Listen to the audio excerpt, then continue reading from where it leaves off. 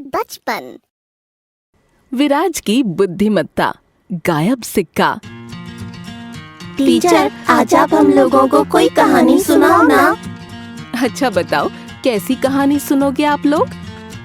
कोई भी अच्छी सी कहानी मैम। ठीक है बच्चों, मैं आज आप लोगों को एक बहुत ही अच्छी कहानी सुनाती हूँ। एक समय की बात है, विक्रम नाम के एक राजा का एक खुशहाल राज्य था। राजा के बहुत सारे कुशल मंत्री थे और उसमें एक विराज नाम का मंत्री भी था। विराज राजा के सबसे प्रिय और समझदार मंत्री थे। विराज अपनी बुद्धिमत्ता और चतुर उपायों के लिए जाने जाते थे। एक दिन राजा को पड़ोसी राज्य से कीमती सिक्का उपहार में मिलता है। राजा कीमती सिक्के को अपने खजाने के संदूक में रखवा देते हैं। इस कीमती सिक्के की खबर सारे राज्य में फैल जाती है।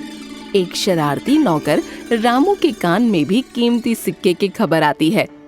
ये खबर सुनकर रामू के मन में लालच आ जाता है और वो देर रात खजाने के कमरे में जाकर कीमती सिक्के को चुरा लेता है। अगली सुबह जब राजा को पता चलता है कि कीमती सिक्का गायब है, तो वे बहुत गुस्सा होते हैं। राजा अपने सैनिकों को बुलाते हैं और चोर का पता लगाने को कहते हैं। सैनिक सबसे पूछते हैं, पर किसी को भी पता नहीं होता कि कीमती सिक्का किसने लिया। विराज को जब इस चोरी का पता लगता है, तो वो चोर को ढूंढने का फैसला करते हैं।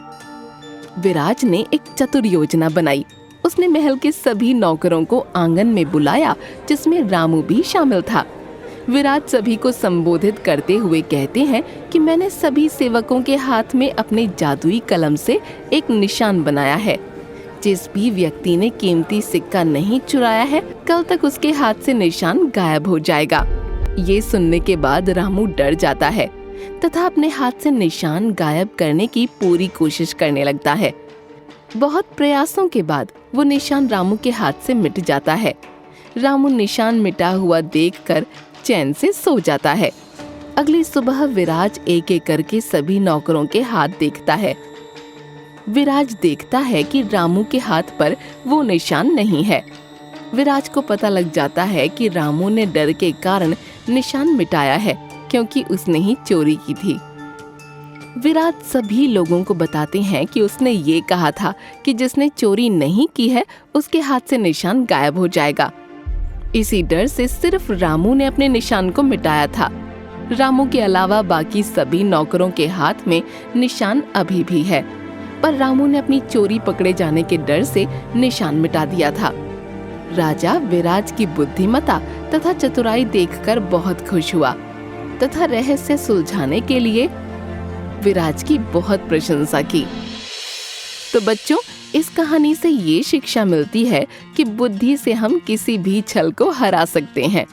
कोई व्यक्ति कितना भी चालाक क्यों ना हो, सच हमेशा सबके सामने आ जाता है। मैम, ये कहानी तो बहुत अच्छी है। आप हमें रोज ऐसी कहानी सुनाना। ठीक है बच्चों, मैं आपको ऐसी ही कहानी सुनाऊंगी।